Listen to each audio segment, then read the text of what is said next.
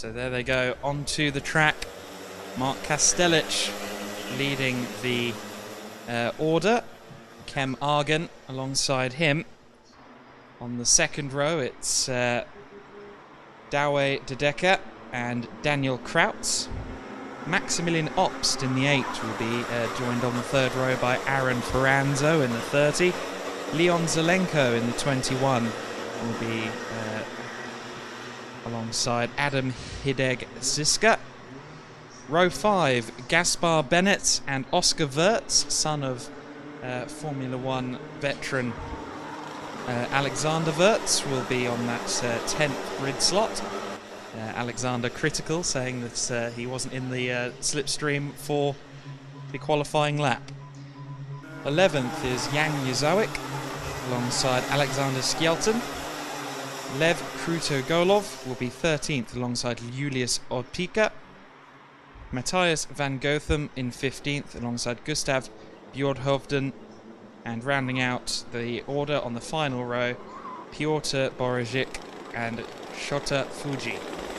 So that is the order in full. You see the drivers now lined up 2 by 2. They've got half a lap to do yet, but they'll do so at a slow pace, leading to the rolling start in just a few moments' time.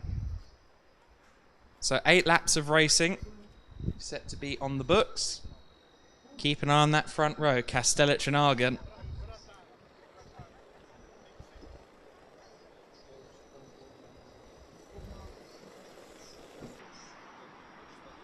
So drivers from various different nations. Lots of these drivers competing in the Central European Championship, but they're all here for the Max Challenge, the Rotax Max Challenge Grand Festival here at Speed World. Coming around the final section now, past the main building and pit exit, pit entry rather, and speed is building, and we are underway for the first race of the day, and it's our pole sitter, the 14, with the advantage, although I think we're going to have a restart.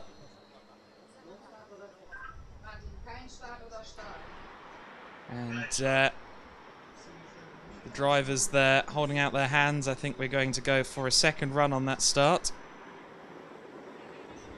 So forming up once more.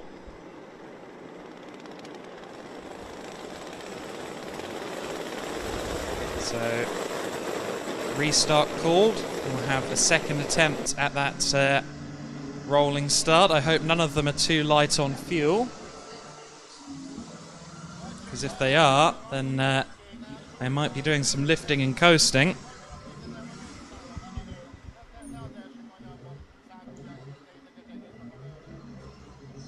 So Mark Kastelic will be leading the field once more. Kem Argen has another opportunity to try and take the advantage, better the start of Mark Kastelic. Douwe de Decker and Daniel Kraus will be looking for an opportunity from the second row as well.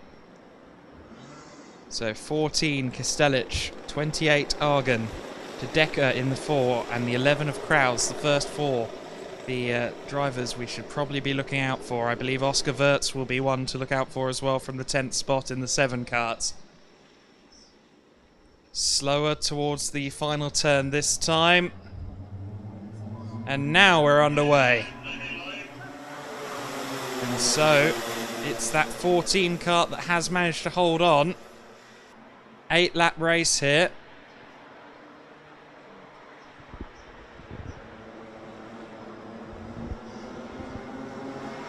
And we are underway for the early start of this race, and it is the number 14, Mark Kastelic, leading the way from the 4 of Douwe de Decker. So de Decker, who managed to pounce from 3rd place, has taken 2nd ahead of Argen. Argen, of course, had the outside line. And that wasn't converted to a 2nd position, unfortunately. So there the pack files through. It's Kostelic ahead of De Decker. Obst in third place. Argon all the way down in fifth. A bad start from him, bouncing on the curbs there on the approach to what's the third corner. De Decker there. De Decker on the attack. He has to be careful. Obst right behind him. So Obst with a brilliant start there, but he's just been pushed out wide there by Zelenko. Zelenko up to third position at the expense of Manuel Obst, who must have fallen down to fifth or sixth place, if not further. I think he might even be on the outside of the top 8 now. So lap 2 of 8 is about to be in the books, and it is still our pole sitter Kostelic at the head of the field. Kostelic ahead of De Decker, Zelenko, Argon, and then Bennett in fifth now. Gaspar Bennett. But now we focus on this top 2. We stay with this battle. What can De Decker do? Last time going through the opening section of the lap, he looked noticeably quicker around the apex. Didn't quite manage to find room to make a manoeuvre. Good battle for third there as well, the number 21 and the number 28. Zelenko and of course Argon, who started on that front row. Number 14 and 4, and then some sideways action there from Zelenko in the 21. Took that position from Obst, but now he looks to be a cork in the bottle. A good half dozen carts directly behind him as we cross the line to complete the third lap. So this one to get to half distance, lap number 4. Slightly wide line out of that by Kostelic. Looks behind him, see that De Decker is still very much there. What can De Decker do? He's very, very racy on the back bumper of Kostelic. Of course, this all for points now. Now that we're in the qualifying heats, it's all about points, but not in the way you might expect in regular motor racing. In karting, of course, we have a system where essentially the less points you score, the better, and you score less points if you're higher up the order at the end of this one. Look at that bumper-to-bumper action between these two at the front of the order. Hopping the curb again is De Decker. Kostelic directly behind him on the attack. Some sideways action further back as well, side by side in that battle for fifth between Bennett and Ferrazzano. They look equally matched. But the 14 and the 4 are top 2, being followed by Zelenko and Argon.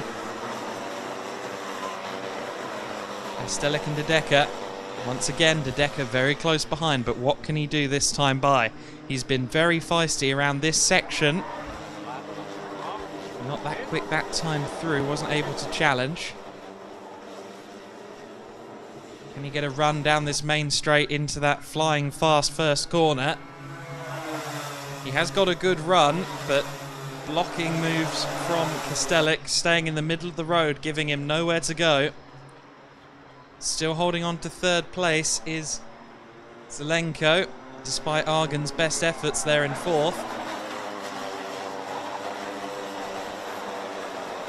And so Kostelic and De Decker, not even a tenth separating them last time by. You see that gaggle of karts in that battle for fifth through about 13th there as well. Ducking down there, looking to his feet, the 21 Zelenko. Argon still all over the back of him with Ferrazzano in fifth. Once again holding that defensive inside line, Kostelic not giving any opportunity for De Decker to pounce on the inside line. 6 laps now completed. Brilliant action in this first race of the day. It's really been nip and tuck, and now finally the move made by De Decker on the 7th lap. Looks back and almost gives a nod as if to say, yes, I could get past you. Takes the inside line. Kostelic just couldn't hold on anymore, and a brilliant move from De Decker up the inside.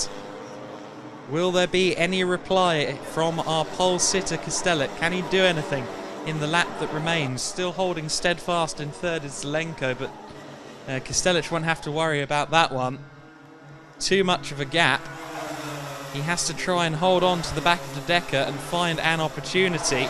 Decker again, even when he's in the front of the field and has the track to himself, still hopping those curbs more so than Kostelic.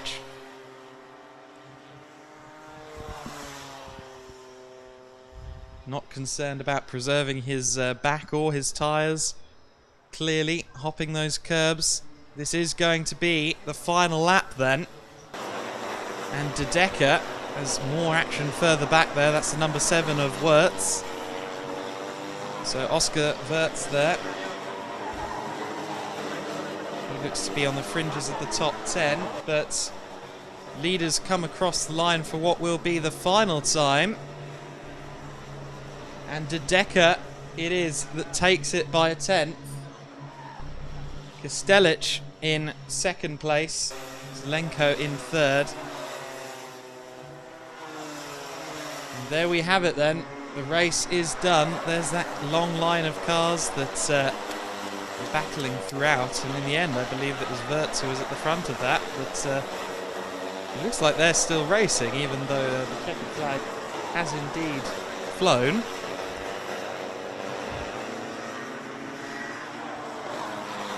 So we'll see the results in just a few moments, but great racing there, especially from De Decker.